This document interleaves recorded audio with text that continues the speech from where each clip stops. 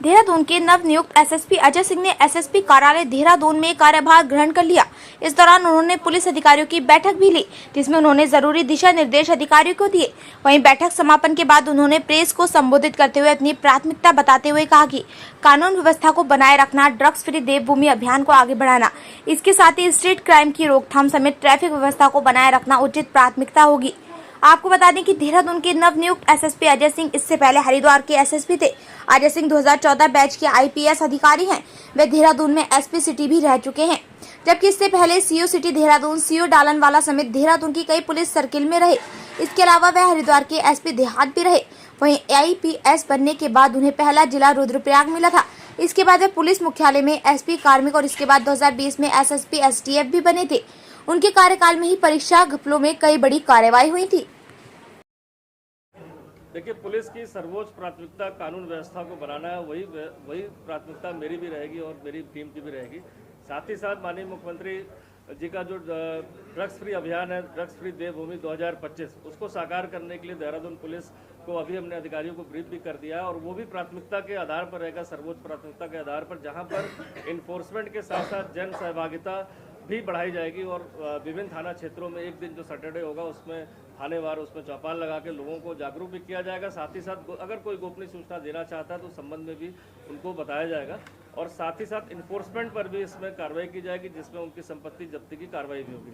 तीसरा, मैं मानता हूँ कि जो प्राथमिकता में होनी चाहिए वो स्ट्रीट क्राइम है, चूँकि जो हमारे शहर में स्नैचिंग हो जाती है, मोबाइल स्नैचिंग हो, चेन स्नैचिंग हो या अन्य तरह की स्नैचिंग हो, या शहर में सरेआम झगड़े हो जाते हैं, कभी स्टूडेंट्स के बीच में हो जाते हैं या अन्य कारणों से लोगों में होते हैं, तो इस तरह के स्ट्रीट क्राइम पर लगाम लगाना भी प्राथमिकता होगी। क्योंकि जो इस तरह के जब क्राइम होते हैं तो जो हमारी महिलाएं हैं, अन्य लोग हैं, बच्चे हैं या अन्य लोग जो देखते हैं तो कहीं ना कहीं उनमें भय का माहौल बनता है।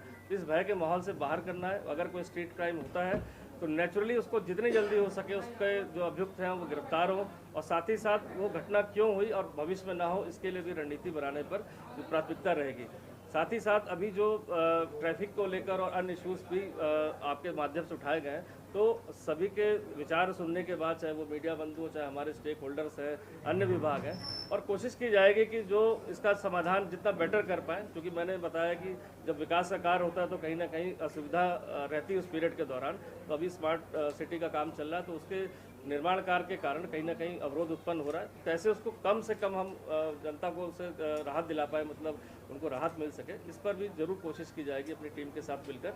तो निम्न प्राथमिकता है। बाकी जो हमारे गैंग बनाकर खासकर जो ज़मीनों के फ्रॉड करते हैं या मकानों के फ्रॉड करते हैं, काफ़ी सारे एक्टिविटीज़ खासकर देहरादून में देखने को मिली। बहुत सारी अच्छी कार्रवाई भी हुई है, लेकिन जो इम्पैक्ट अभी आना बाकी रह गया, तो मुझे लगता है वो इम्पैक्ट तभी आएगा जब तक ये बड़ी बड़ी धाराओं में, गैंगस्टर एक्ट में निरुद्ध हो, इनकी जो अवैध संपत्तियाँ हैं वो चिन्हित करके जब्त हो और इनके द्वारा अगर कहीं संपत्तियां बनाई गई अतिक्रमण करके तो वो विभागों को सूचित करके उनका ध्वस्तीकरण हो।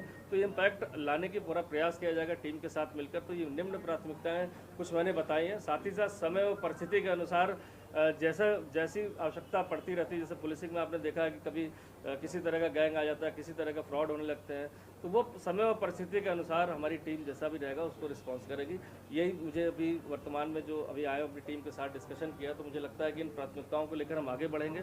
बाकी जैसे जैसे सुझाव आते रहेंगे, जैसे बहुत सारी छोटे छोटे इशूज़ भी हैं, जैसे हमारे सीनियर सिटीजन्स बहुत ज़्यादा रहते हैं यहाँ पर, उनको अटेंड करने की बात होती, कहीं ना कहीं उनको भी एक अटेंड करने का हम कर पाएँ उन्हें। साथ ही साथ जैसे महिलाओं के साथ अपराध में बताया कि महिला की प्रेजेंस कम है थाने चौकी में, उसको भी देख लिया जाएगा रिव्यू करके कि महिला चीता चल रही है तो क्या उसकी एफिशिएंसी है, कैसे और बढ़ाई जाए। इन समस्त बिंदुओं को जब हम लेकर चलेंगे आगे टीम के साथ, तो मुझे लगता है कि एक कहीं ना कहीं अच्छा इसका प्रभाव देखने को आने वाले समय में मिलेगा।